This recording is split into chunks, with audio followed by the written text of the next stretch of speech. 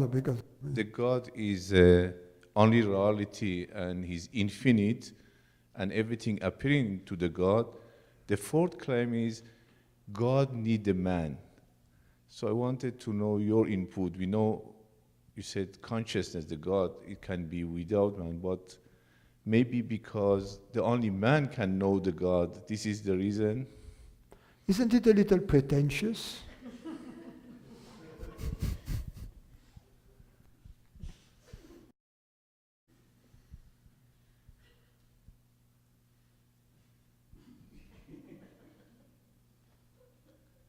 Do you know? But it is true, because only the man can create the God. Who can do the God it creates with imagination? It is very. Do you know? But not in the sense of being pretentious. It is a sad fact. But do you know any other appearance, any other creature can know God beside the man?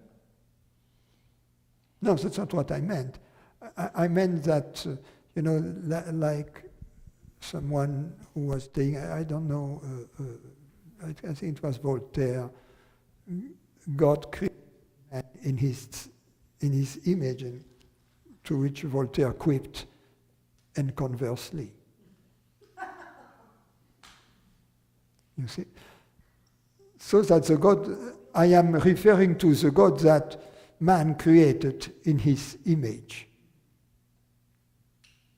So this God, which is simply the figment of man's imagination, needs God, needs man for its creation, right? This fictitious God, without man, there is no fictitious God. But this is Ask not the Pope. So about the fictitious God, that's the wrong place. To ask questions, go to the Pope, go to the rabbis, go to the muftis, go to the ayatollahs, right? But Francis, I repeat it again. Before they said the God, the only reality, the God is infinite and everything appearing in the God. They said this third and the fourth things. Only after that, so is when they say these three things, so is nothing against what you said. So far. And the fourth thing, that God need a man because we are only creature can know the God. So maybe this is something to that, rather than the chairs or animals or other creation in the world, because we cannot know the God. That sounds very pretentious to me. What do you mean pretentious? Pretentious. It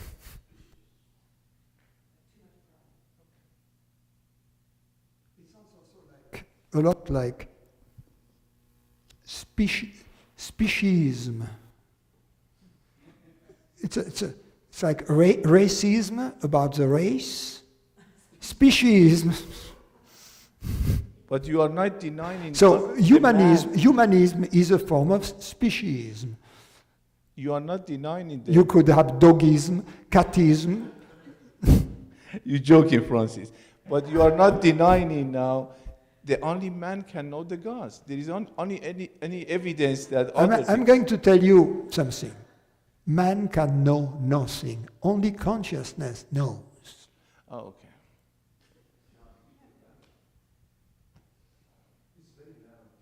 Yes, we can adapt that there.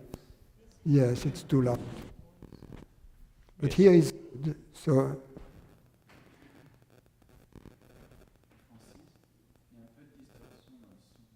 ah, je ne sais pas d'où ça vient. Il faudrait alors baisser ici.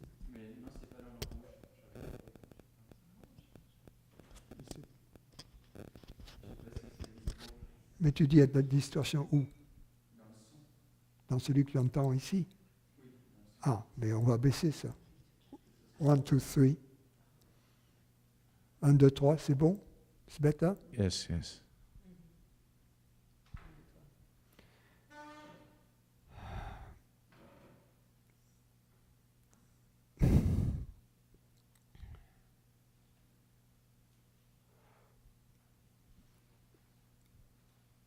we attribute to God very human feelings, because we attribute to God neediness.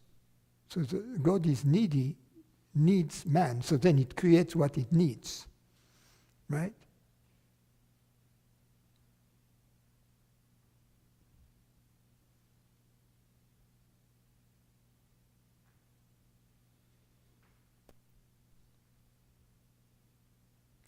Also, that this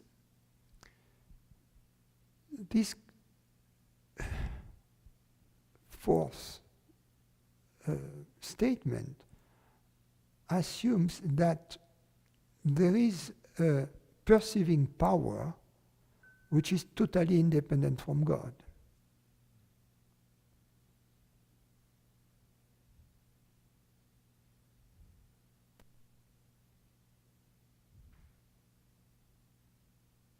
Since God cannot perceive own creation, it's man and perhaps dogs and cats and cows to perceive its creation.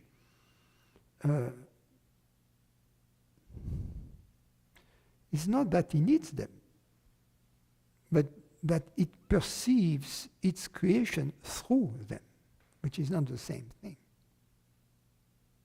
Because there is no neediness. Because when there is no neediness for God, because whenever as soon as God needs something, it gets created. So the need gets instantaneously cancelled. A need cannot emerge in God because it gets immediately cancelled. Otherwise, God wouldn't be almighty, right? So if the claim is made that God is almighty, it implies that any godly need gets immediately fulfilled and therefore cancelled. Therefore, it implies that God is needless in the sense that he doesn't suffer any need. So maybe more accurate to say man, the only creature, has a perception of the God. Maybe that reason, rather than chair or... I would rephrase that differently to satisfy the rabbis. Yes. I would say that perhaps, as far as we know, perhaps, in this universe, because there might be other universe, man is the only creature that is able to conceive consciousness, or to conceive God, or to conceive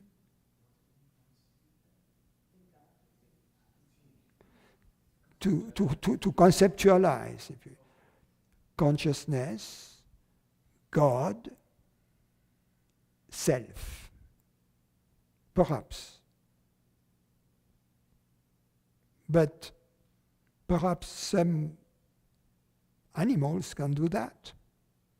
And perhaps some aliens, to please our French friend there, in some very distant planet, can do the same. And perhaps in a different realm, angels and demons and all kinds of... why do we limit God so much to man? You see, that it's kind of insulting for this poor God. Because no evidence that any other things can perceive the God. What? There is no evidence, there is no experience. Yes, but there is no evidence to the contrary. So what makes the claim? What makes a claim in the absence of evidence?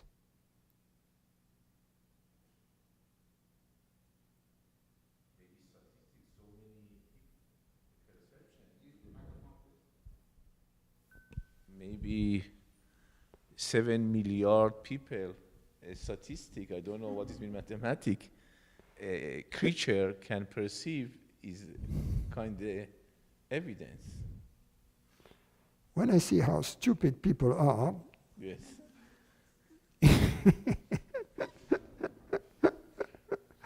I mean,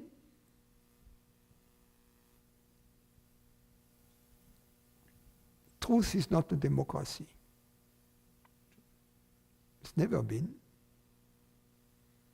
Hopefully someday it will be. In the golden age, perhaps. Whatever that means, but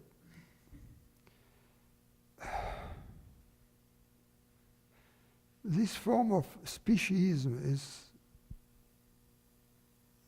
in fact, the real word for that is anthropocentrism, you know. It's like everything. It comes from ignorance, because in ignorance, it's very simple. I identify with the body, and therefore everything rotates around me. I am the center of the universe, as this human body mind once I identify. That's a mistake. It is true that I am the center of the universe as consciousness.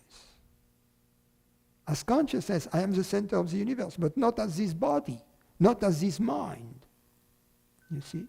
So then that leads to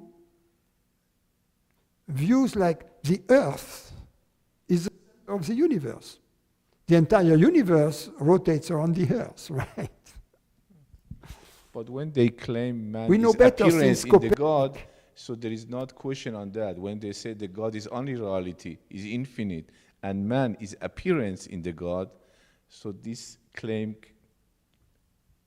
what you say is, they cannot say man is the center of universe, yes?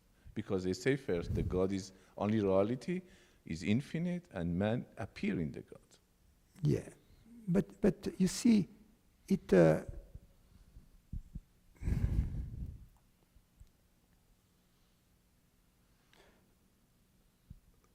is a wider statement that even, although it is more palatable, more general than this one, because you did in this statement that really puts man in this central position of being the only one to know God.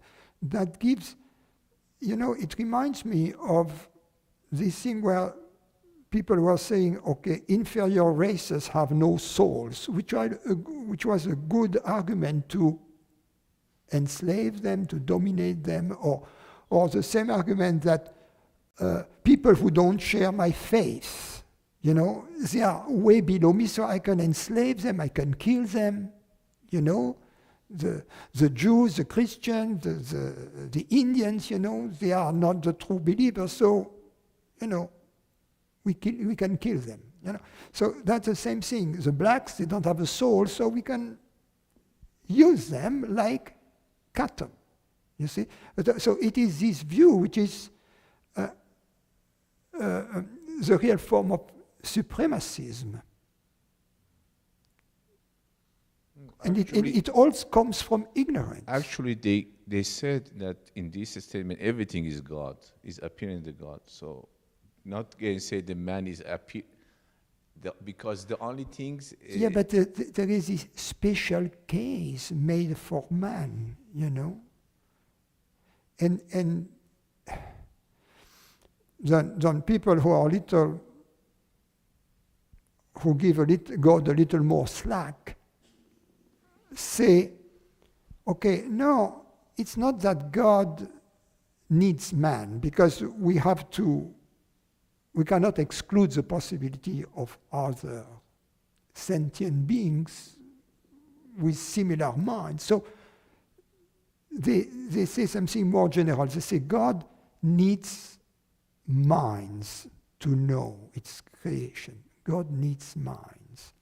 And that is also a statement that has some fallacy to it, because it assumes implicitly that the only form of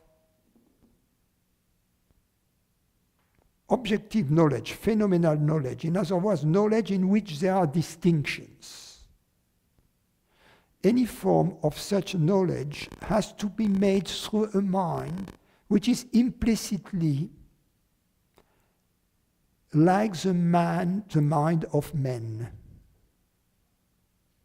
and women, of everything that ends with men. Men being a suffix here, not. So the mind, being careful, I don't want to receive tomatoes. And so everything, you see, we know that there are some form of knowledge that are not necessarily in time.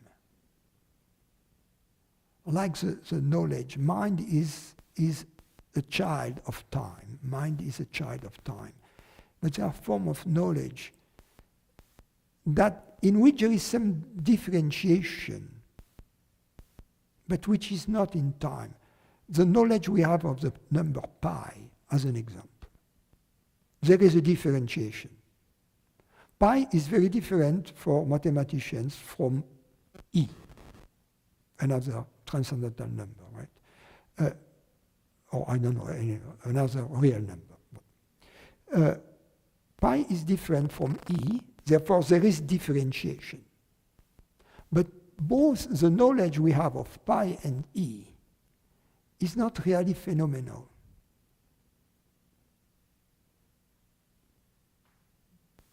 If we ask ourselves, how do I know pi? It's not phenomenal. We know pi through a form of understanding. It's not a knowledge in which we know it like an object, or even like a concept. So we know forms of knowledge that are not really in time. And they are not through the mind. We have access, even with as humans. But then, these realms where there is no time, why would have man an exclusive access to them? Perhaps mind has access there, it's like a lounge in the airports, because he's been invited. But he's not a permanent guest, or he's not a member of the club. There might be other club members, you see, and man from time to time gets invited. And there might be members, they are just beings, they are just permanent members. What I'm trying through that, don't take me at my word. I'm trying simply to debunk limitations that are put onto reality. From our limited window, so which, we are a grain of sand in this universe, and this universe is a grain of sand, perhaps in everything that exists physically. And everything that exists physically is perhaps itself a grain of sand and everything that exists. You see what I mean? So we have the contemplation of the infinity, of the universe. That's the French philosopher Pascal. He was a very smart man. And he was contemplating the two infinites, the infinitely big and the infinitely small. We are in the middle between that. And the contemplation of this form of limitlessness should really give us a lesson in humility. That's all I'm saying. You see, I am digressing, and aggressing, regressing, whatever. But the thing is, everything in which there is no real humility about the creation, about everything that we have been invited. We have been invited to the show as human beings. That's all we can say.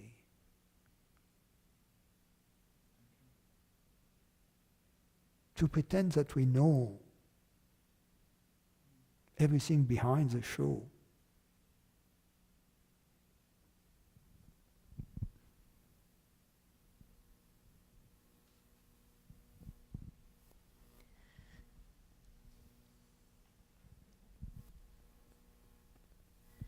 So yesterday you talked about the metaphor of the vortex, which I had never heard before, and since then it just seemed to annihilate any kind of thought that there was something separate. Yeah. It just was like really clear. But since then, and even as I'm trying to form a question, because I would like you to talk more about that, I'm noticing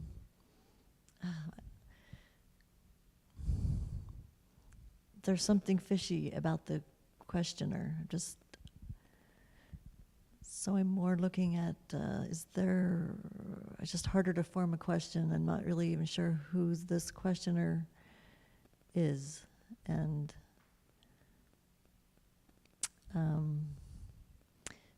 so I was wondering if you could just maybe talk more about, it just seems really subtle, but it's just like there's something even fishy about this one that's wanting to ask a question. So if you have anything more to say about the vortex and it just really helped to see there's just there's just the river and that's all this is just that. We first understand that intellectually, and then we understand that physically. By understand physically, I would rather say we experience it physically. These are the two steps.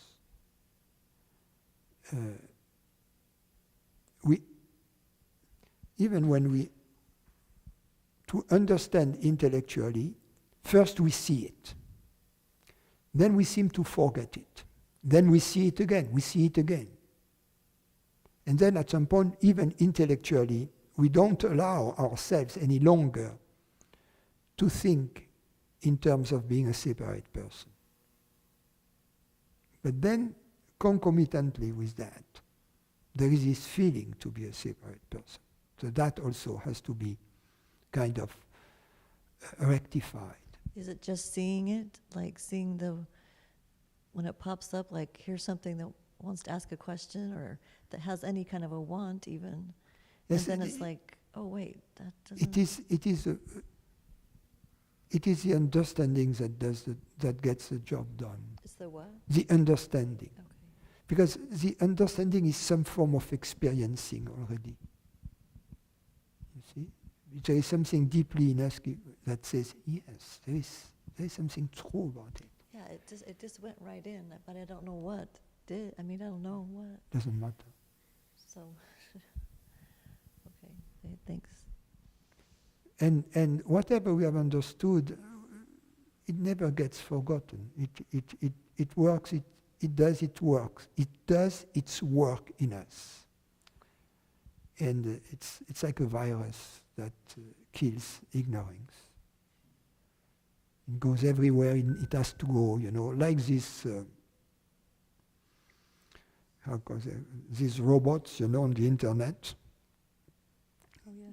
They crawl everywhere in all the nooks and crannies, of ignorance and eat away the ignorance.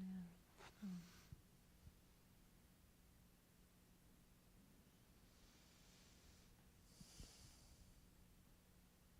yeah. Yeah, there's a noticing of the thoughts and just buying less into them right now. There are powerful things in what we said yesterday. For instance, the understanding that there are no objects is very important. Objects in the sense of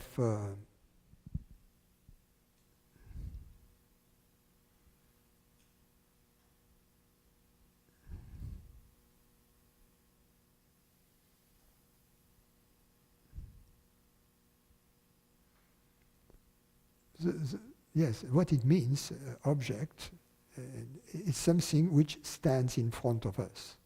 In German, they have the Gegenstand, which is ob, in front of, or against, ob, in front of, and jet, something that is there.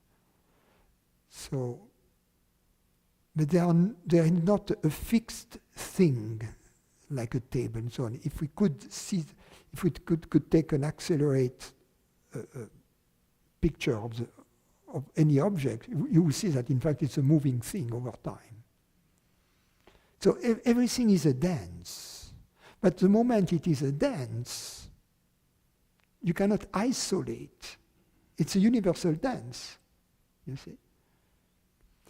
So if we would take a picture of everything, every 1,000 years, right? Or every, I don't know, 10,000 years, one picture of any scene, and then we make a movie of that, 24 frames per second. You would see that there is nothing that remains.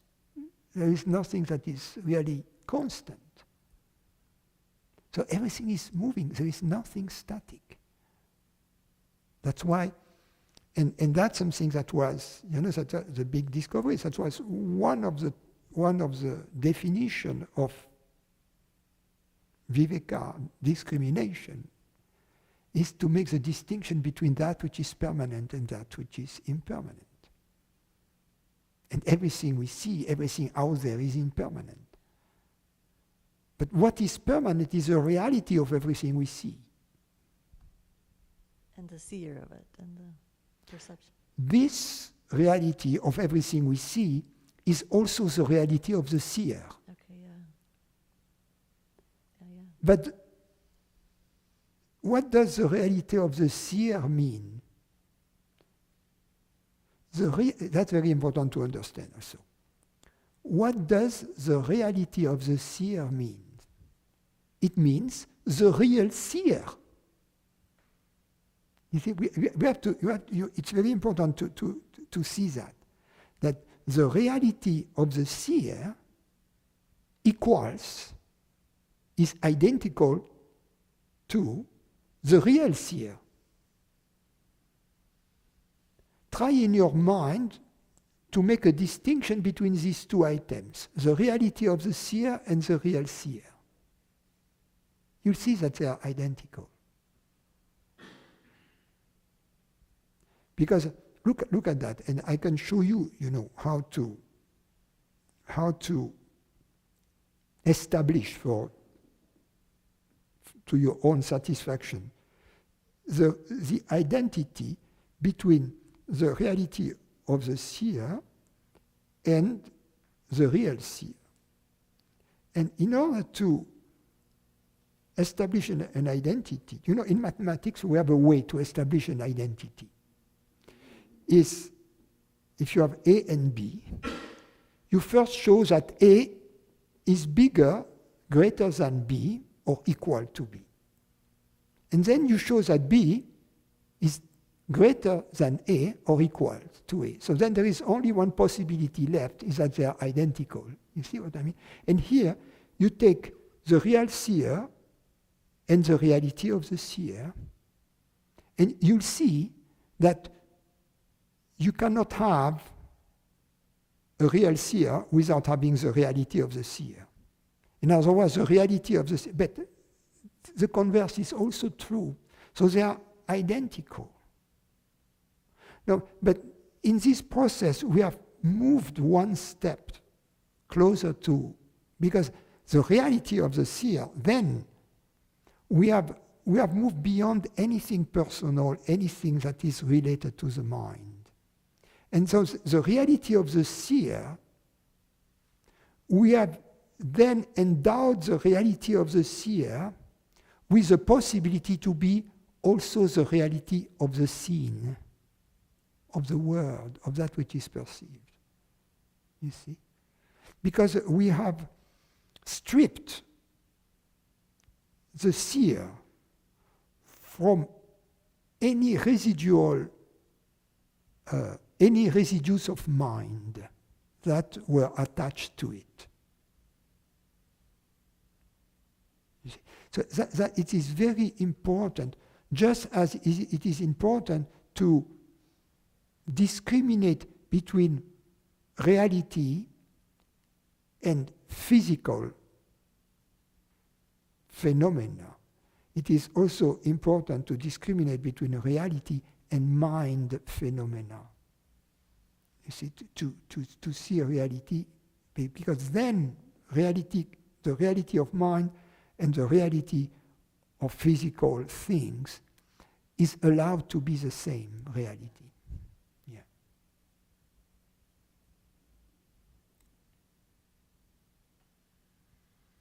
But I perhaps said too much. It was not necessarily in your case. I'm saying that for all the philosophers.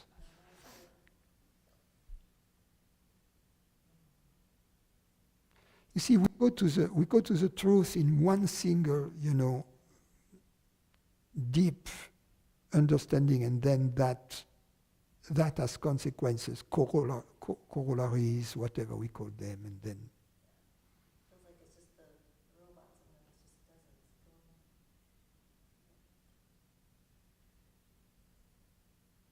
Thank you.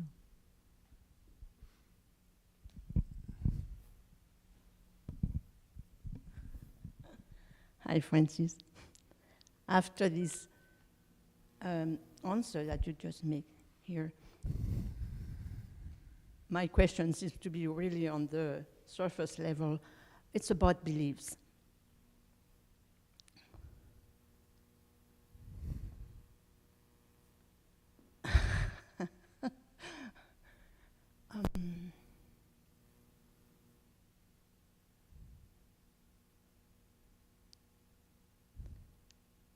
I did some research on the internet about aliens. No, that's on Wednesday evening. Yeah, but it's related with on belief. Wednesday evening. No. Okay, we can take another example. Whatever. To me, it seems to be true. But for some reason, it does not convince anyone except me. So, as I believe, to me it seems to be real. I wonder if it's a belief or I have enough facts to Let me tell you something. In order to convince me that there are aliens, I know what you find mean. one and bring it here. End of the question. Up until you find one and bring it to us, I don't care about this stuff. What about if we forget about alien, but something, there are a lot of things in life that we take for granted. We don't have really a proof, but we still... Yes, we don't have really a proof, so we can never be absolutely certain. Yes. We can be reasonably certain. For instance, we are not absolutely certain that the sun will arise tomorrow. Right? Yeah. We are not. No. But we are reasonably certain that it will. Yes. Okay.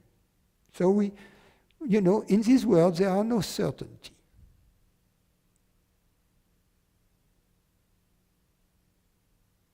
There could be a devastating cosmic event traveling at the speed of light, a burst of energy that is going to vaporize this planet. Right. But since it is traveling towards us at the speed of light, there is no way we haven't seen it before.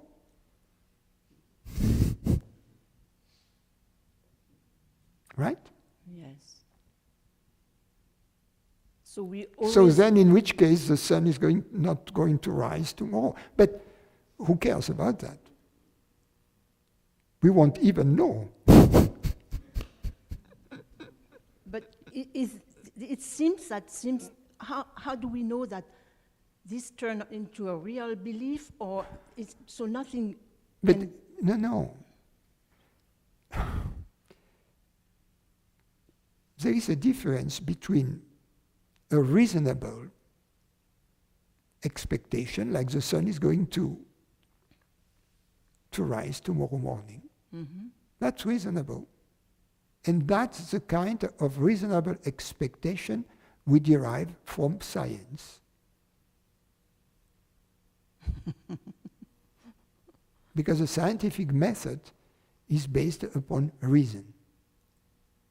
Then you have bullshitters that don't even know the mathematics, don't even have made the effort to try to understand what true physicists or true scientists go through, and they are full of themselves, and YouTube is full of those. Yeah, but don't rely on scientists either, because look at global warming. Okay. Now, on Wednesday, we are going to have this conversation. Give the mic to somebody else.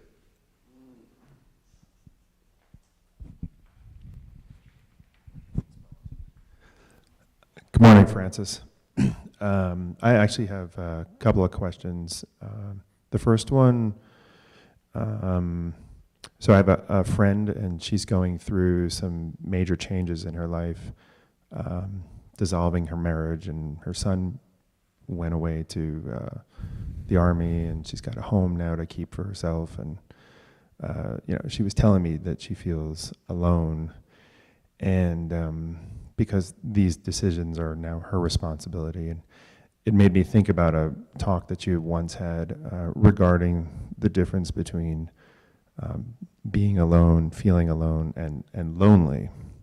And so I would like you to please, if you don't mind, talk about the distinctions between those two from a spiritual perspective.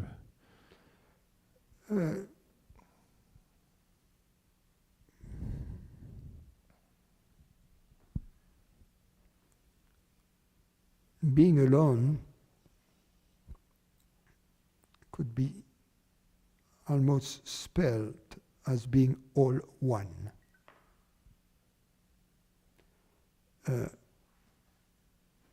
When we don't identify with a fragment,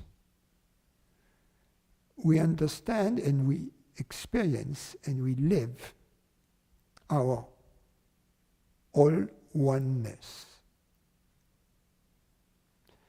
When we identify with a fragment, we live and experience our loneliness. What's the difference? As a fragment, there are people, there are things that are not me, that potentially threaten me, or that I need. So in the loneliness, there is suffering, there is desire, there is fear. In the all-oneness, there is fullness. There is total absence of worries or of neediness. Most people live in loneliness, even if they are surrendered by people. They cannot really communicate in love with them on that deep level. They feel isolated and they suffer. In the all-oneness, there is no suffering, whether there are other beings around us or whether we are on our own. There is always contentment. That's the difference. So the root cause of the loneliness is this sense of being a fragment. How to liberate ourselves from that erroneous perspective, because that's all what it is. It's an erroneous perspective about ourselves and the world. That liberation is not going to happen unless we have the desire for it. That's the only prerequisite. Some people have a desire for it. Some apparently don't. Those who don't, they have to take the lesson from the bad cop, which is the world. Those who do have the possibility to take the lessons from the good cop, who is the teacher. And there is a back and forth between the good cop and the bad cop. In the beginning, it's mostly the bad cop. In fact, in ignorance, people see only the bad cop. At some point, a good cop emerges, but then they go back to the bad cop.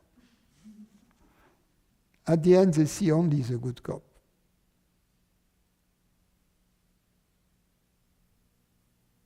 But we cannot accelerate this process. We cannot pull the plant to make them grow faster. We have to understand that. We can do our best, and what we do is dictated to us by the context. We cannot say, with this person, I'm going to do this or that. We have to appreciate the context, try to see what this person is asking from us. Because if they are asking nothing, there is no need to give an answer. But if they are asking for something, we, in our response, have to try to not give them what they are asking for, but what they need in our loving and fair analysis of the context. And what they need may be quite different from what they expect. You're following me?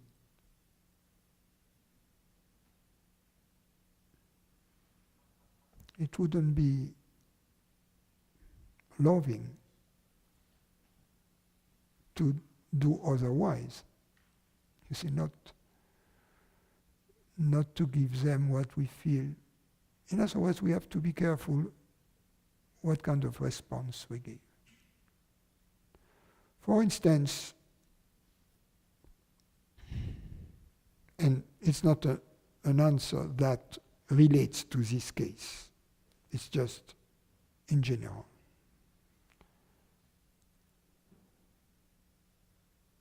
Let's assume you are in a relationship with someone.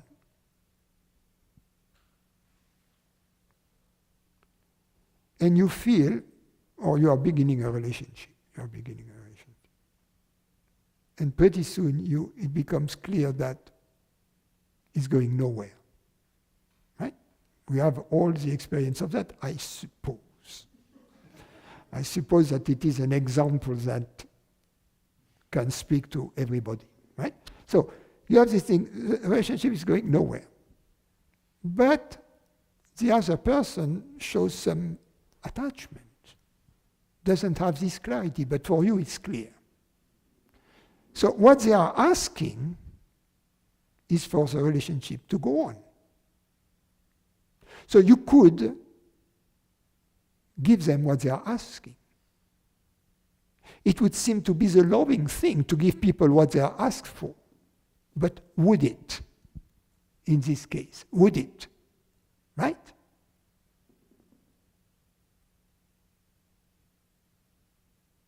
But I'm not speaking about the case in point, right? No connection with that.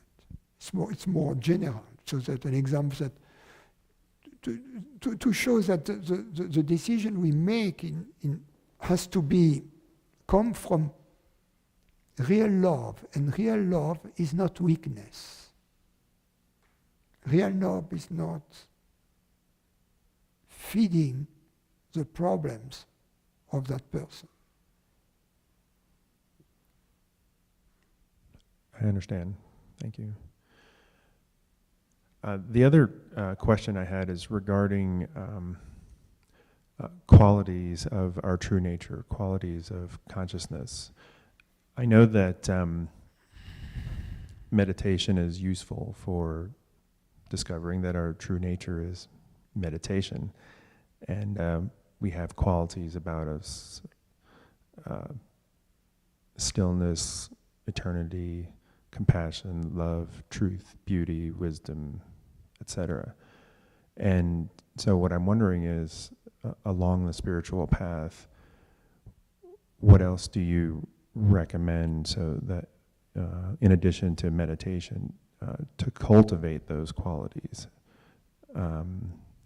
so that it's a regular part of our expression in our daily lives?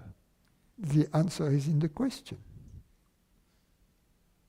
Cultivate the divine qualities, cultivate beauty in the way you live, in your choices, what you see, what the people you hang out with. Cultivate freedom. That's an important point. Cultivate truth, meaning honesty, being a straight shooter, you see.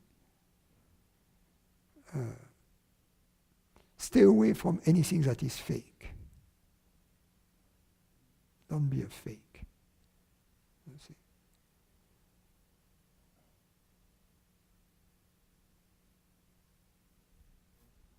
All right, thank you. Be preoccupied with beauty, with friendship, truth, harmony.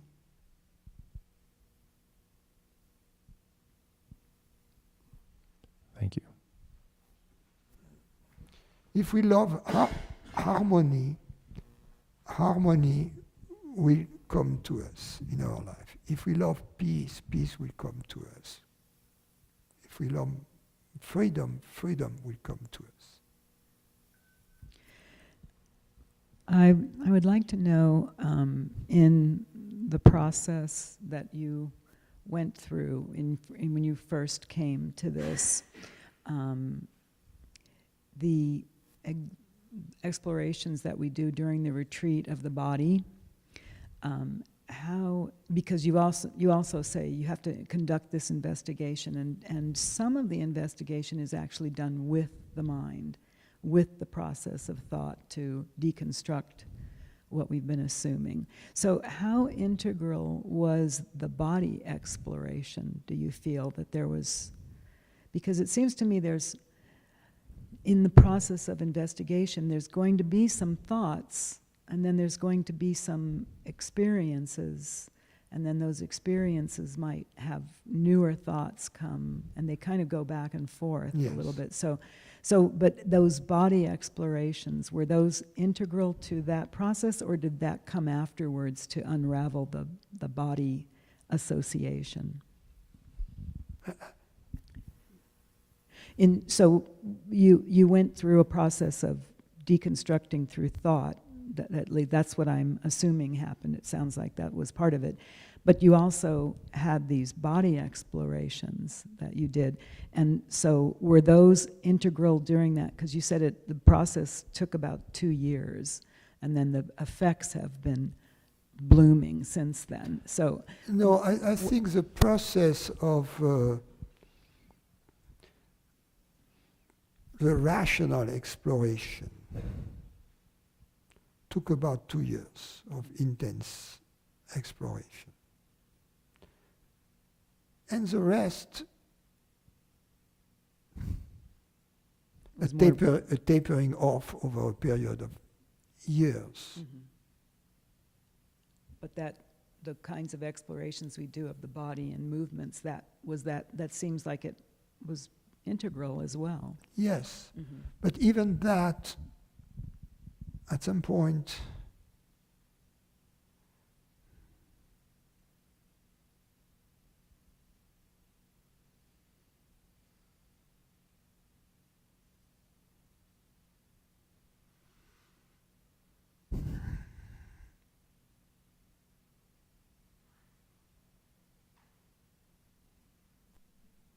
at some point you have a kind of, you are done with that.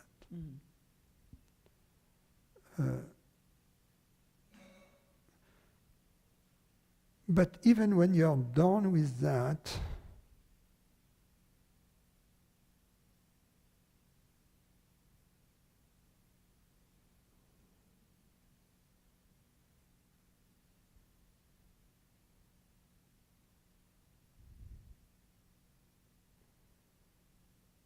it was not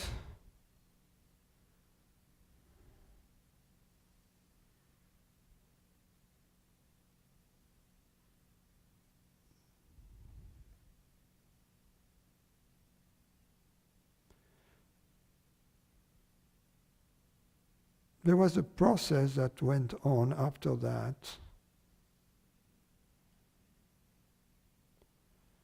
which was a yoga without a yoga, you know. In other words,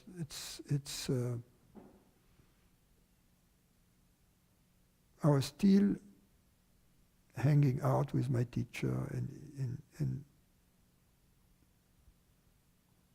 it was simply this association that was working.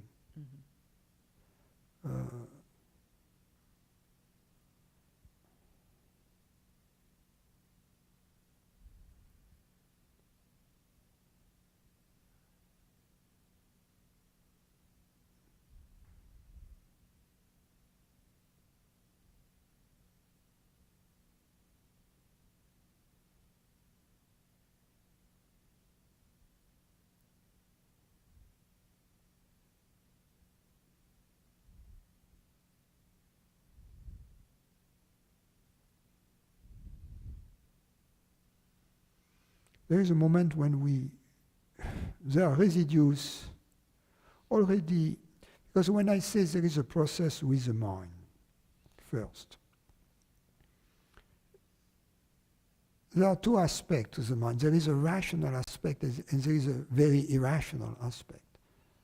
So these 2 years dealt with the rational aspect, because then reason can logically, you know,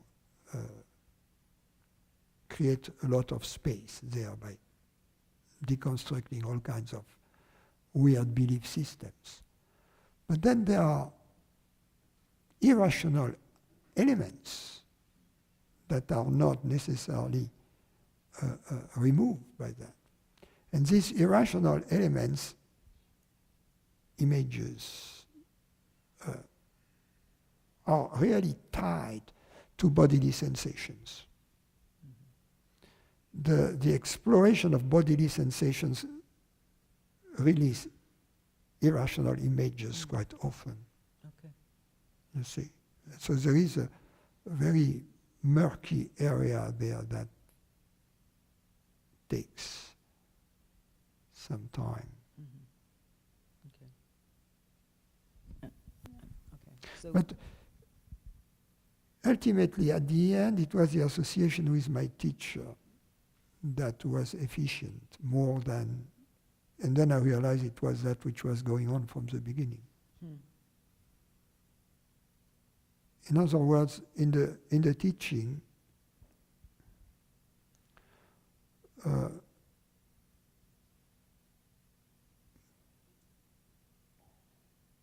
it seems that the most important is this intellectual understanding that comes first, then that which is comes second, you know, in a timely in the timely order, is this deeper cleansing, if you will, of the vasanas in the irrational realm of the body and of the mind. And then this Dakshinamurti type teaching in silence, this is through satsang. Whereas in fact, it turns out that it was the opposite. that satsang was there in the beginning and was a crucial element of the teaching. You see? Yeah. In other words,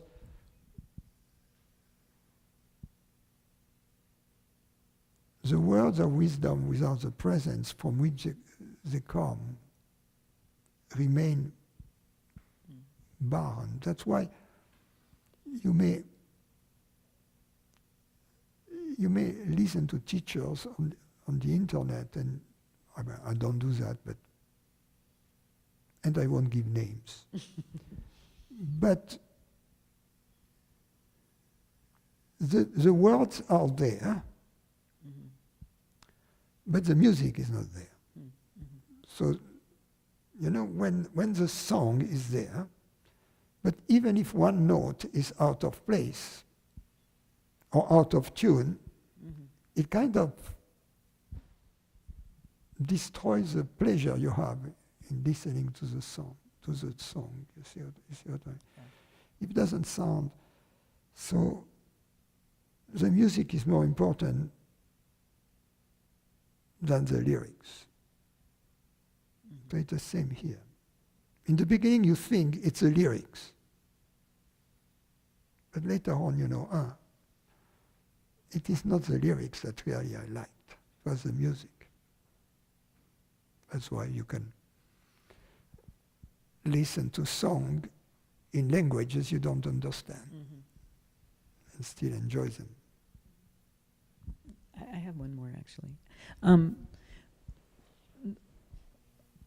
I don't know a lot about, I mean, I know of psychedelic drugs and stuff, but I know of them, people having similar experiences to what this is talking about, oneness. And so one particular one, this guy was telling me that he had done ayahuasca, and he said while it was having its effects, like he said, when I looked at anything, he goes, it was me, like looking at my hand feels like me, right? He goes, it was just totally, totally clear that that's the way it was. And I'm kind of wondering, is that the experience of the guru? I mean, is the guru actually experiencing all the time everything is me, but still looking like they're one of us?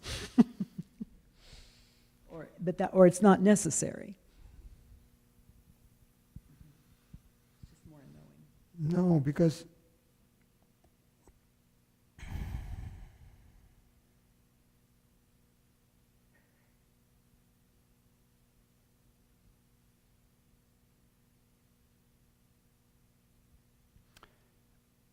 let's assume you go to the theatrical play, you go to the theater, and what kind of enjoyment is there if you are constantly reminded it's a play?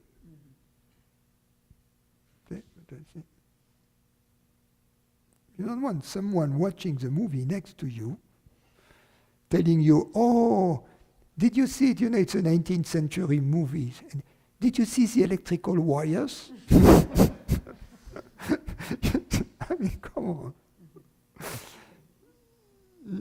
You see? But on the other hand, you don't want to be in a situation when you really believe that what you see is real. In other words, that you are in the movie. So, you want the movie to be real, but you don't want to be in it. See? So that's the perfect position to enjoy the movie. That sounds good.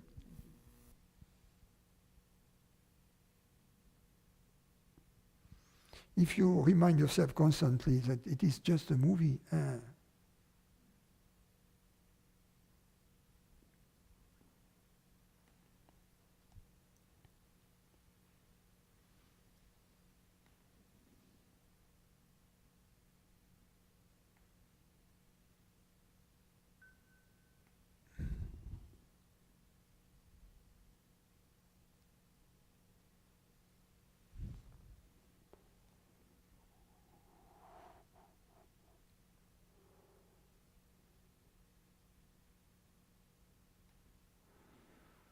is, what does it mean not to feel separation with the world?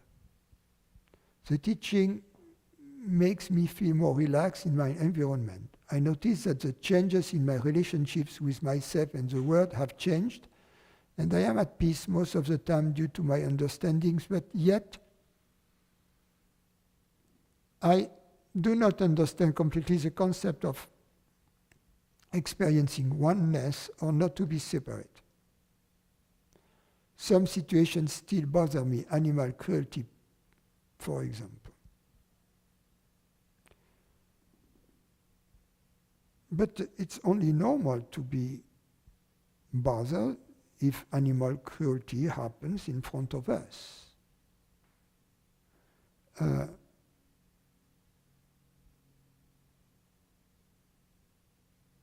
It's precisely because we feel the oneness with the animal that we experience that.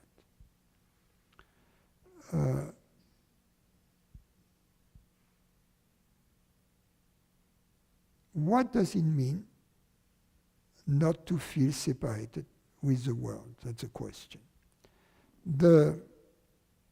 We first understand in a deep level that the reality which is hearing these words, which we call consciousness, is universal. In other words, there is only one reality. That a fragmented reality is not a real reality, because a fragment, in this case, cannot be the reality of the rest. So the reality has to be universal. The reality has to be the reality of all the fragments and not the reality of one fragment alone. Because then what is the reality of the other fragments? Are the realities separate? That is a problem. So we understand there is only one reality. That's the first thing. We understand there is only one reality, and therefore consciousness, the reality that perceives, is this one reality. Now, this reality is the reality of the universe. If consciousness is universal, then it follows that the universe is our real body.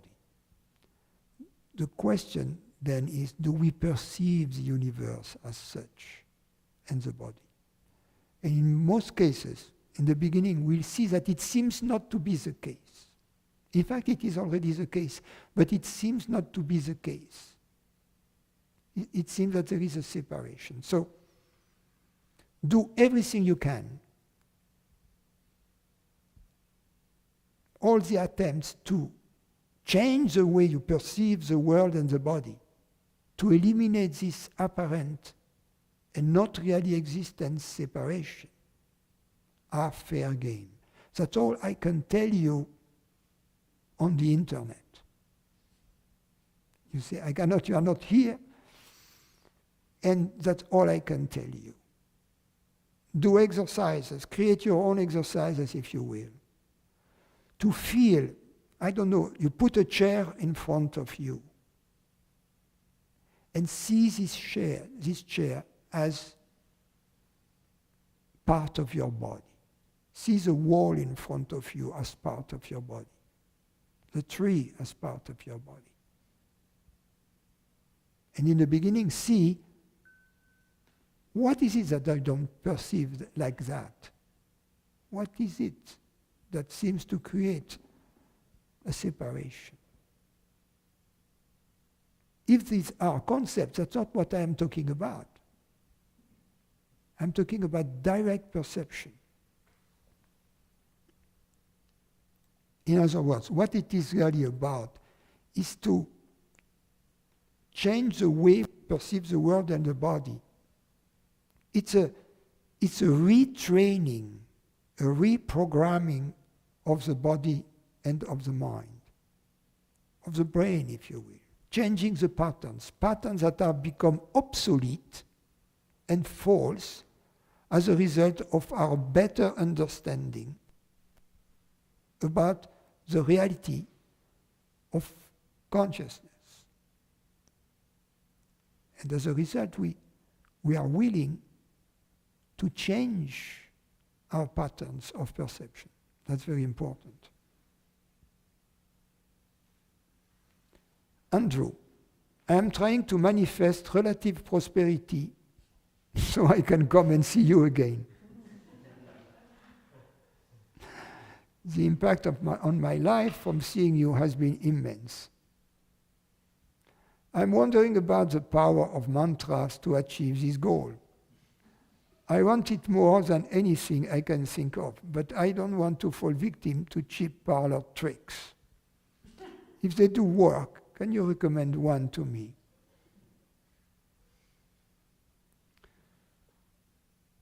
The real power is the power of the desire for the truth. Nothing can go in the way of the power of the desire for the truth because it comes from the truth. That being said, remember that for those who have financial needs, we offer scholarships. Dory, is there a difference between observing and witnessing? And when I am contemplating an outside object, there is an immediate awareness of distance between here and the object. What is it that is still imposing this division? Well, there are two kinds of distances. There is obviously distance between objects. If you see two objects, let's say a computer and a flower, you see a distance between them. Now, among these objects, between which there is distance, there is one which is called human body. So there is obviously a distance between your human body and the other physical objects, also known as vortices. So there is a distance between objects. The question is there a distance between you, consciousness, and the objects it perceives? That's a totally different question. So when we talk about distance, we have to first to answer the question, distance between what and what? If it is between one body and another body, between one physical object and another physical object, there are simple answers to this question. These answers are formulated in meters in science. If the question is the distance between consciousness and an object, there is no such a thing. Why? Because in order to have a distance between 2 points, these 2 points need to belong to the same space. You cannot have distance, reasonably define a distance between objects that don't belong to the same space. Because a distance is a notion that applies to the object in one given space. So if two objects don't belong to the same space, there is no distance. There is only bullshit distance. So the distance between consciousness, which doesn't belong to physical space, and an object in physical space is known in mathematics as a B distance. B dash distance. It's another word for bullshit distance. But mathematicians, we love it. B distance, that sounds very mathematical and fancy. B distance. In a bullshit space, in a B space.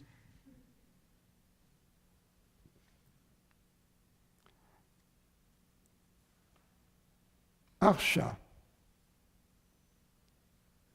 Thank you for answering last week's question on the sameness of opposites and your answer to contemplate on the ultimate pair of opposites, being and non-being. Being fake was really helpful, which helped establish a clear distinction between awareness and its contents. I had a short question relating to the feeling understanding of the statement, the seeker is the thought. And as pointed by many, John Klein, Wei Wu Wei, understanding this dissolves ignorance completely. I would really love to hear you on this. What does it exactly point towards and imply at the feeling level? These deep intellectual contemplations prove very helpful to my experience, clearing out a lot of confusions relating to the concept of me. But some statements as above really produce a deep thirst to understand them, and not reaching the point renders something incomplete. Yes, you see,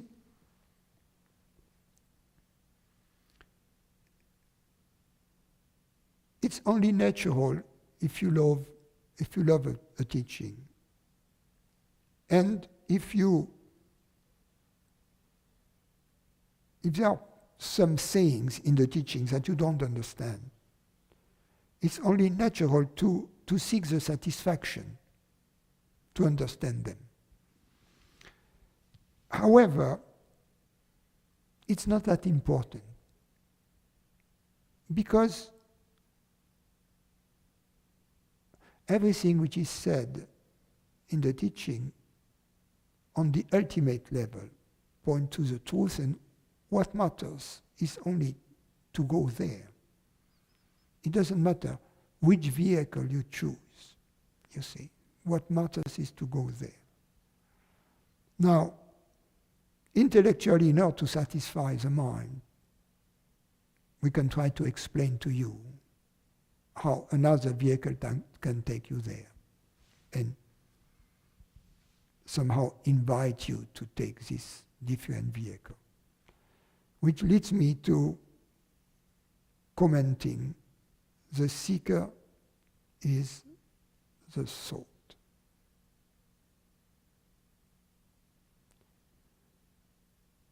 The seeker is you.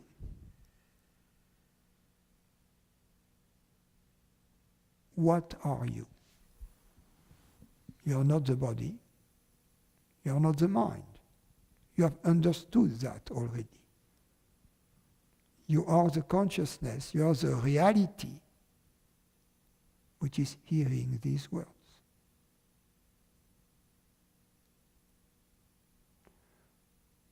What is it that you seek?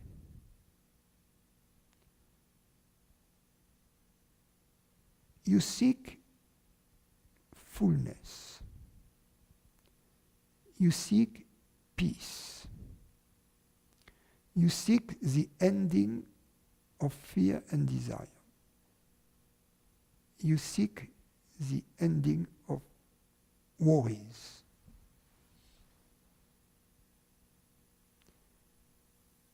That is achieved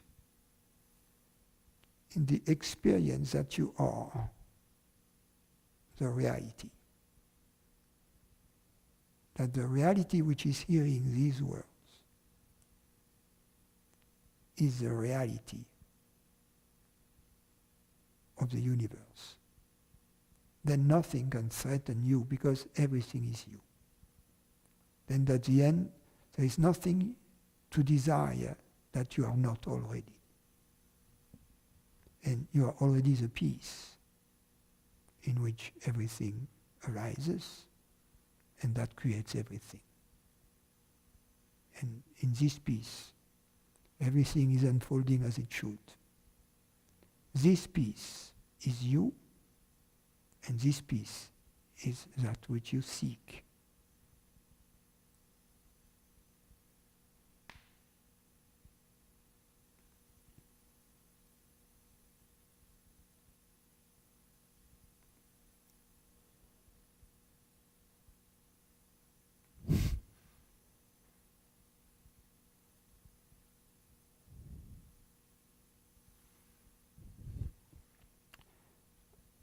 Aaron says, you are very harsh on the pretty lady.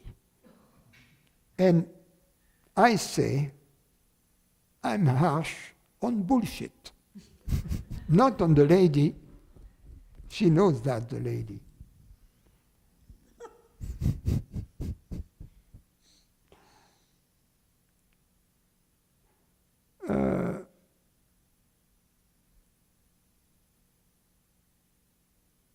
Sarah says, do you like Spinoza's philosophy? I'm translating from French. His concept of the third kind of knowledge, which leads to bliss or fullness. Can it find some common ground with your teaching? Yes, obviously. Obviously, Spinoza had an experience of the truth. The problem I've encountered with Spinoza, and also, for instance, the same problem with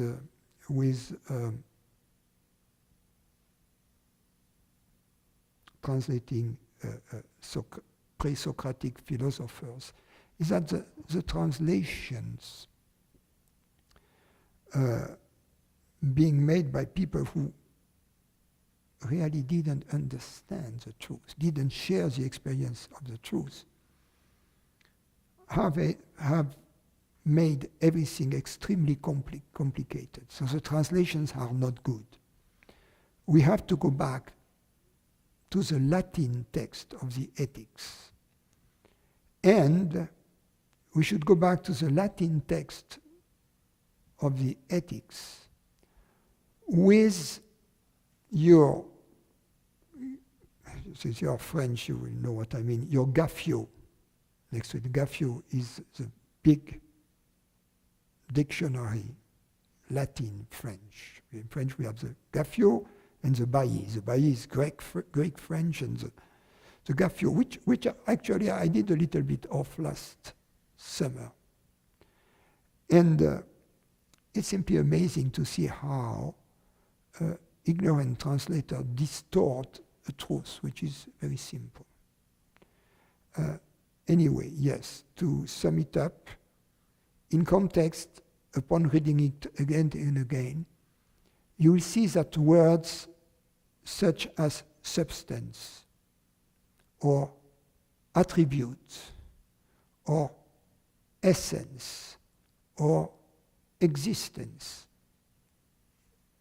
there are direct translation of existentia, essentia, substantia from the Latin, will take a very different meaning from the meaning they have now in French, or even from the meaning they have for the experts in scholastic philosophy. They will recover their true meaning, their universal meaning, and then they will connect, yes, with this teaching. Spinoza was perhaps the greatest in the West expounder of perennial philosophy. However, for the reasons I just mentioned, there is a hermetic quality to his teachings. There is something, it's hard to go into it. But once you are in it, yet you see the truth, yes. Yes. what I like, for instance.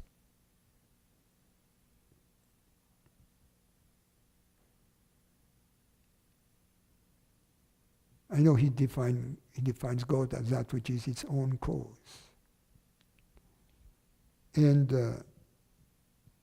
he defines a substance as that, if I remember correctly, as that the essence of which envelopes the existence. So these are very, terms for philosophers. The essence envelopes the existence. What does it mean? He means envelopes in the sense of implies. You see, so when we think it in Boolean logic, modern logic, we have this, we can express it in terms of Venn diagrams, you see. So we have a big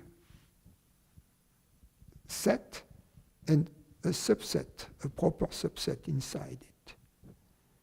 This notion of envelopment is deeply tied or related to the notion of implication, logical implications, envelopment implication. So when he says the essence envelopes the existence, it means that which could not, that which cannot not exist. It's a beautiful definition of reality. Reality is that which cannot not exist. So now, take any object in the world, any object in the mind, and try to apply this criterion. Could it not exist? And the answer is always going to be yes. Any object, this computer, could it not exist? Of course. Before it was created, it didn't exist, right? If how do I say? If I wipe out its memory, and then if I hammer it, like politicians do,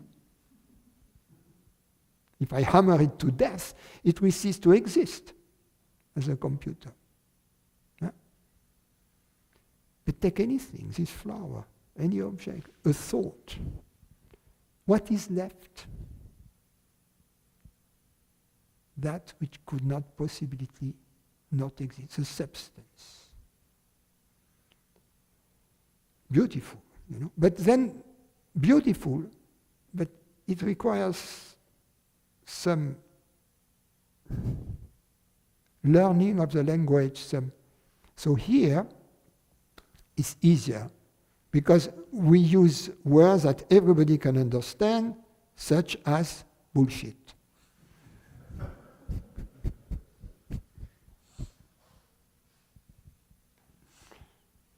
Christian.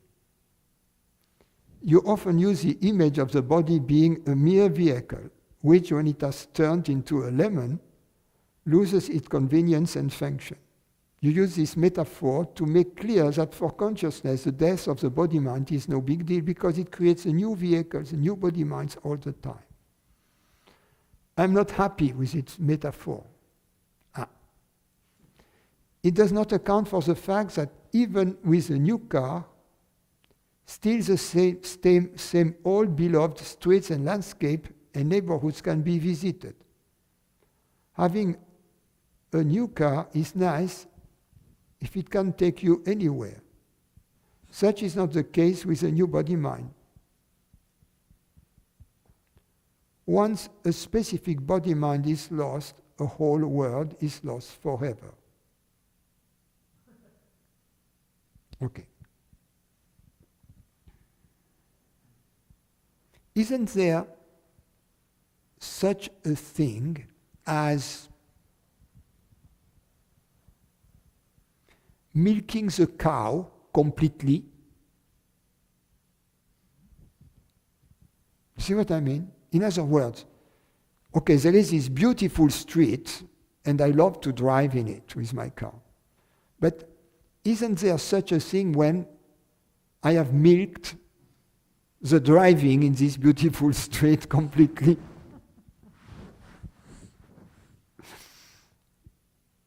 And when I would like to perhaps take a left or take a right.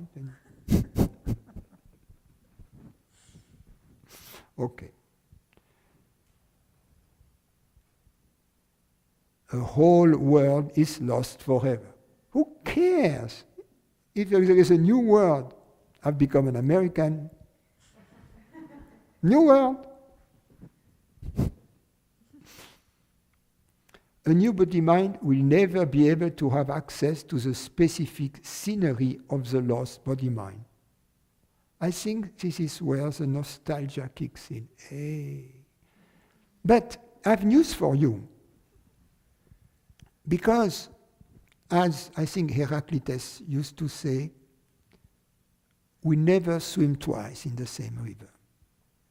No, things are never twice the same. They only seem to be the same. You go back to the restaurant where you enjoy so much the first time, second time, it sucks.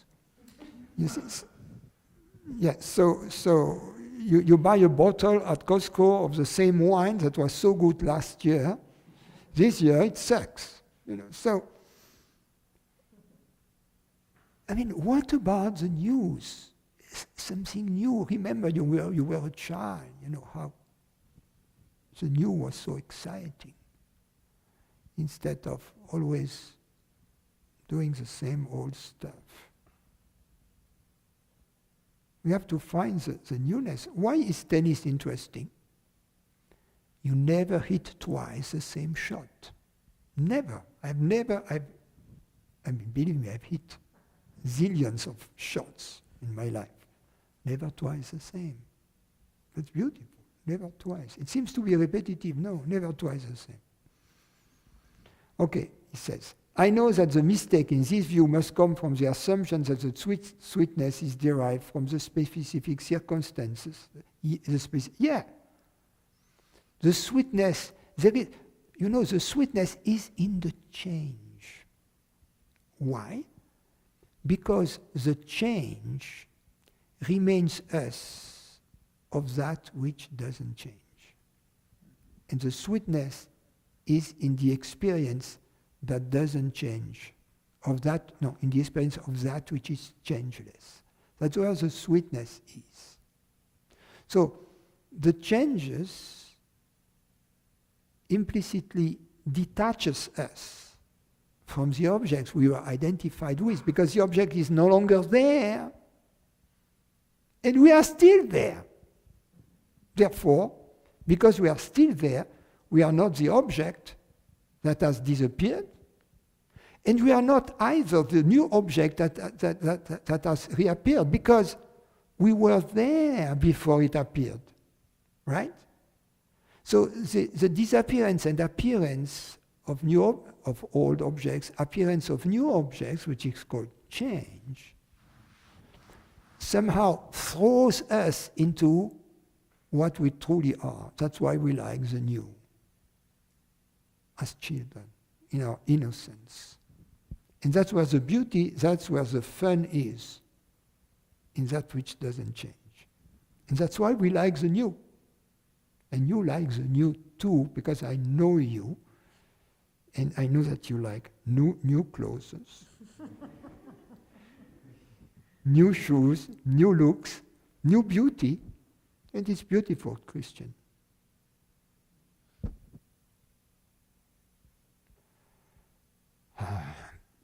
Can you help me understand the truth of this fully, so that the nostalgia can live once and for all?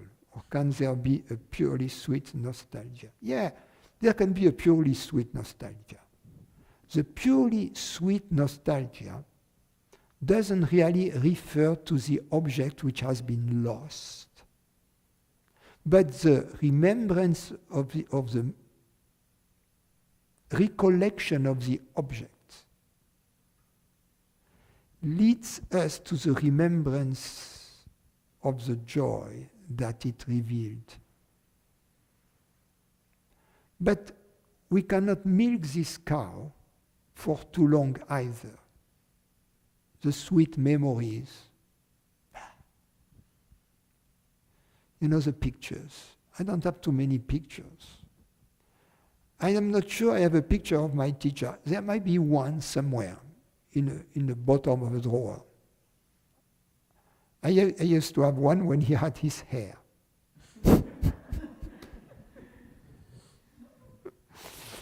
But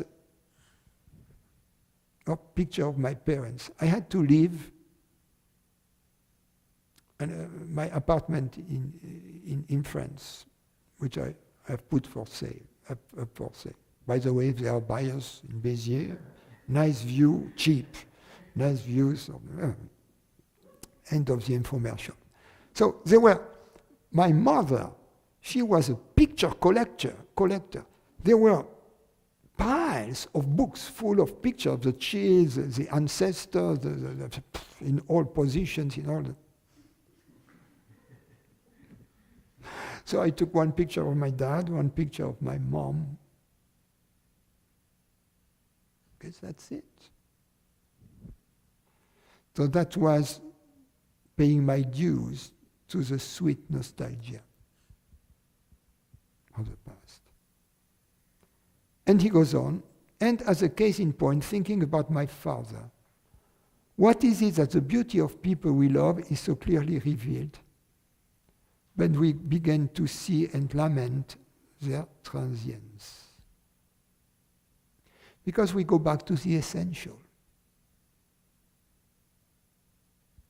There is a kind of, emergency that we cut through. What? The bullshit? Yeah, we go to, in case of emergency, we don't try to save the picture of the family when there is a fire in the house. We save our own skin or the skin of our loved ones. So we go to that which is essential. So when the sense of emergency, when someone is dying, for instance, then we go to that which really unites us. And it's beautiful, isn't it? Maureen, what is intuition? Is it a memory of the past or a moment of truth? Well, it depends on intuition, as I've said yesterday.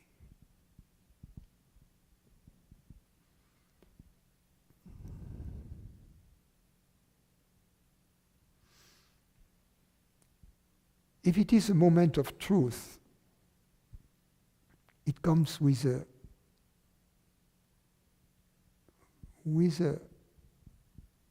an aura of certainty.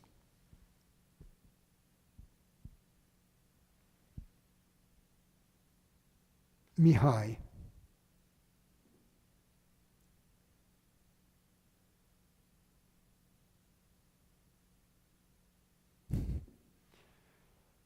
Although I enjoyed your last week's answer on your view of music, my question was more connected to the actual act of playing an instrument, and if you have any tips on how to better make this act a true meditation, or employ sometimes some of the space and borderlines exercises.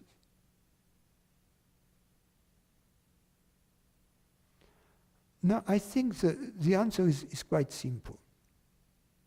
You have to enjoy it. That's very simple. You have to discover the enjoyment of playing. That's all. I'm sure you have discovered that already. And then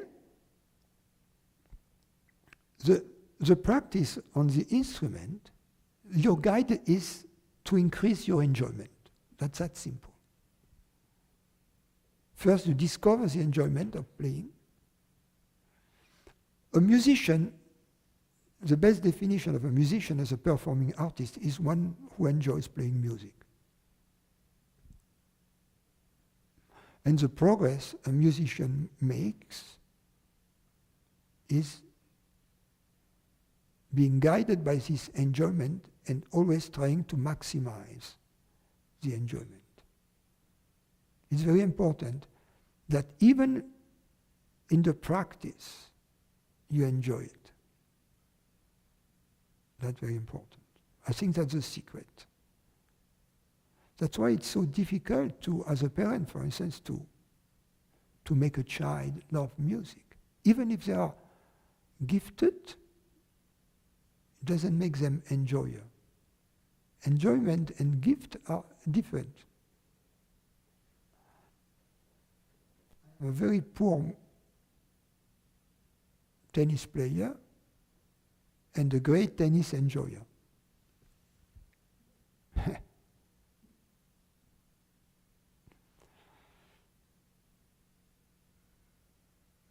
So I wouldn't go to the space and borderlines exercises unless you have to deal with a specific technical problem. You can use that. But I think the master, the key there is enjoyment. Follow your bliss, follow you. Number 2, I got a lot out of the Advaita use of allegories and metaphors in order to get message on the nature of consciousness and the right relation between the content and the field, such as the cloud and the sky, fish and the fishbowl, mirror and appearances in the mirror, and movie and the screen. Continuing such use, could you check my own metaphor allegories that I am using to try to sink deeper into the universal consciousness and all is one reality in spite of the apparent multitude and diversity of body minds? The metaphor of the human body. There are countless individual cells that are working in harmony in the bigger whole, all made of the same stuff and all part of the same reality. Also, the cells themselves have their separate individual body. So just like that, human body minds drive the highways feeling separate from each other and the world, but they are all like little cells driving arteries, but very much part of the body of humanity and made of the same stuff. Any comments or development? So one comment, one development. Comment, yes, this metaphor is nice, is correct. Development, ignorance is like a malignant cell. Mary. When are external sense perceptions relevant that you mentioned in yesterday's satsang? Since there is only one reality, I no longer feel to contemplate internal versus external. Yes, it's all internal to consciousness, obviously. So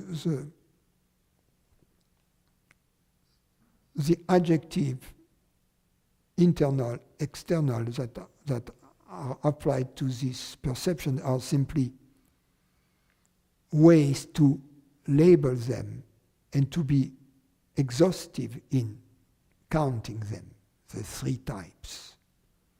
But internal, external have no absolute meaning in this case. Is this only relevant from the standpoint of a mind-body perspective and also when the idea of a separate entity is still an issue in question? Yes, don't worry about that, Mary. And please let me know about the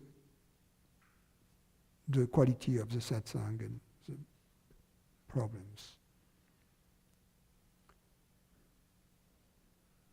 Rishi, you had asked me to do this yoga. Think, act, and feel as there is no boundaries. Apply this to every situation. I tried this and found a good feeling of oneness with everything. Objects outside in the world and inside in the mind-body. But a little troubling thing is that I can control my body movement, like my hands typing right now. But I cannot control the wind blowing in my balcony right now. So that brings in a distinction again. Is there a way around this? Yes, Rishi, let me try to help you with that. You think that, you say that you control your body movements. In fact, that which controls your body movement is either an instantaneous reflex activity over which you cannot claim any control. For instance, when you go to the doctor and the doctor hits you on the knee and your leg moves forward, it's called a reflex, right? You don't control that. So you cannot claim that you control that. And then the other type of movement is what I call deliberate movement, means that you decide I'm going to raise my arm. But this decision itself is a thought. And the question is, do you control this thought? Think about it. And you discover that you don't control this thought anymore than you control the movement of the clouds in the sky. Catherine. Your definition of consciousness is that it is that which hears these words just right now, but you have added also, it is at the same time something more, much more, yes. Can you give explanations about that something more? Yes, gladly. For instance, it is that which is hearing these words right now. But right now, people are talking in New York City. And cows are, how do you say, grazing in the green pastures in the French mountains. So consciousness also is perceiving this conversation taking place in New York City and also enjoying the delicious taste of the green pasture in the French Alps. So that's a little more than just hearing these words right now. And even that which I've mentioned, and also the extension of that, there is much more to it than that. Secondly, I am in the same reflection about what I shared with you in July in Spain. My feeling is that when manifestation emanates from consciousness, simultaneously emanates the organs of perception. Both emanate from, are sustained by, and disappear in consciousness. All that at the same time, though consciousness is always what it is and remains not concerned, neutral. That is what I said, and I still feel that consciousness needs the mind, the organs of perception, to play with and in this manifestation. Is this aspect of consciousness that is not concerned neutral the something more that you have added from your first definition of consciousness? Well, I refer to you to that which I've said in the beginning. I don't want to be repetitive because I think we have already dealt with this question in this dialogue in the beginning about other forms than mind, other forms of knowledge than knowledge in time.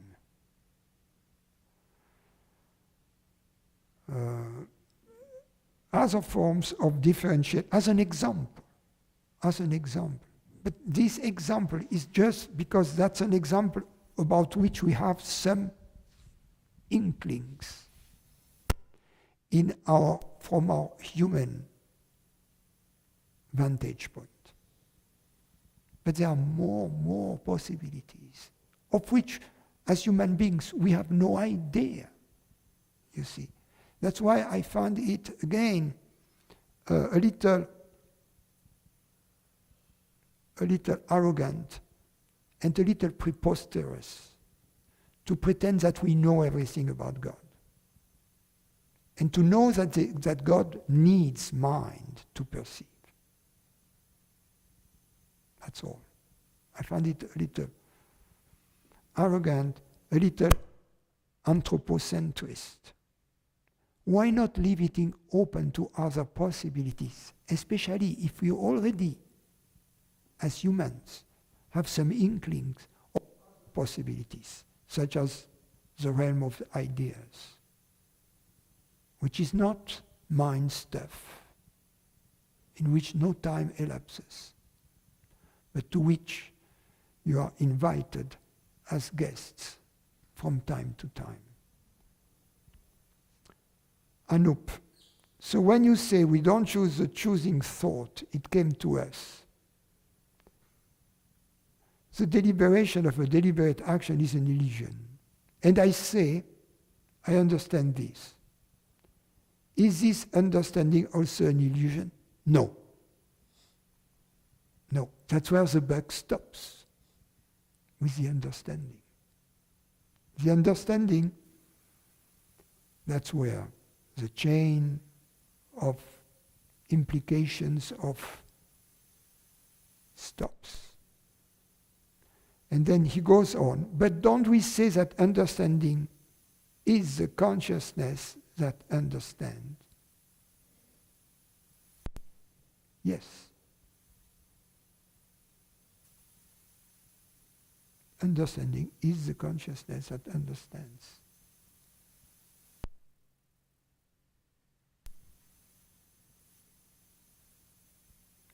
And Anup says, oh no, wait. The understanding is indeed by the consciousness. But labeling it as a separate understander, that is the illusion. Yes, in understanding, there is not the understander and the understood, or there is not that which understands and that which gets understood. They are one. In understanding, there is no. The question merges with the understanding, and then the answer emanates from the understanding. The question meets its maker.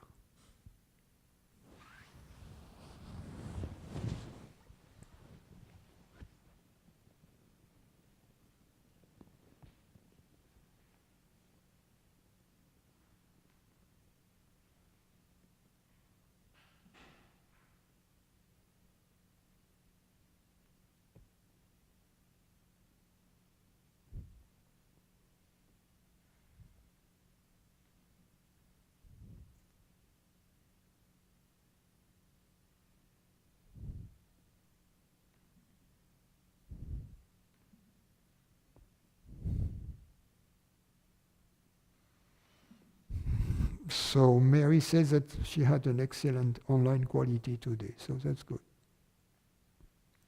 Although I could see that there were a few moments when we were lagging. Bob, okay, 2 more questions. Be patient. The intermission is coming soon. Bob, I'm actually making good progress towards living worry-free thanks to attending your satsang. Today, I appreciate some clarification. I know you often say that you don't do feelings. Yeah, I don't. But I'm wondering, what is the difference between feelings and sensations in the body? which you list as one of the 3 types of experience that may need investigations. No. Feelings need to be investigated, but not to be condoned. It's a big difference. Not to be pet, not to be fed.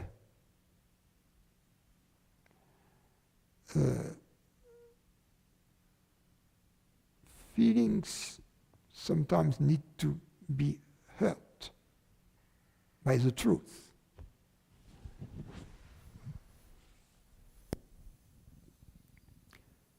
So it goes on.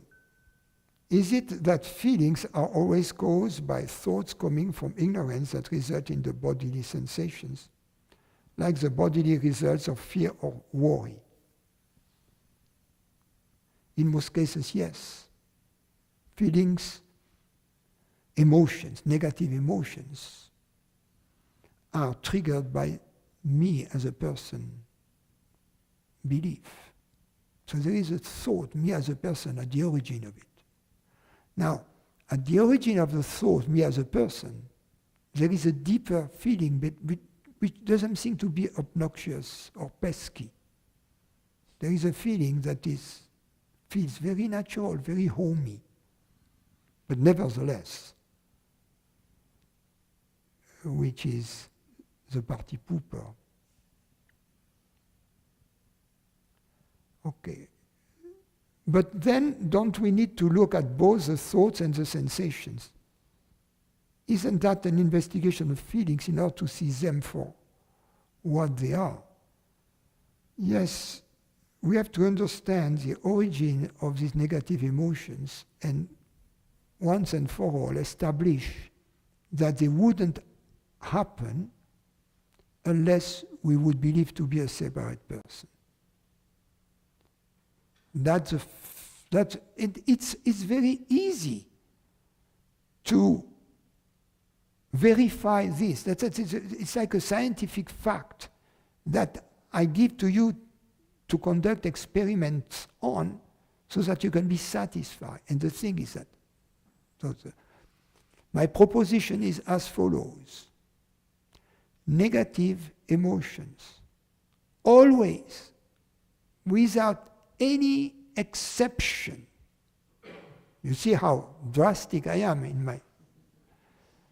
All negative emotions emanate from the belief that consciousness is separate and limited. Period. All of them. There is no exception. So the first thing is to verify that. Because unless you verify that, you are not going to go to the second part. In the second part, once we are satisfied that that is true, the question that then arises is, are these negative emotions necessary? The answer is yes, if and only if it is true that consciousness is separate and limited. But if such is not the case, then these negative emotions become simply optional. They are optional. They depend, their emergence depends only of our initial choice, the choice we make, in the absence of evidence, to decide to believe that consciousness is separate and limited. And that's our freedom. So,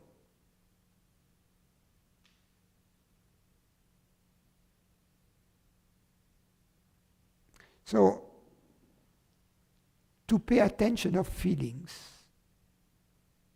people believe that often on this path. What they want is to get rid of the negative emotions. And they believe that the teacher, at least here, is telling them, contemplate your feelings, contemplate them so that you can get rid of them. You see.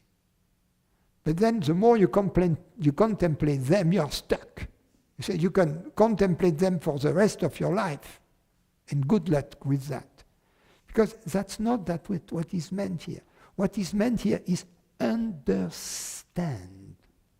Understand what is the origin and the cause for the negative emotion, and see that with no exception, it is always this belief to be a me, a separate person. Verify that. Get absolutely convinced that that is true.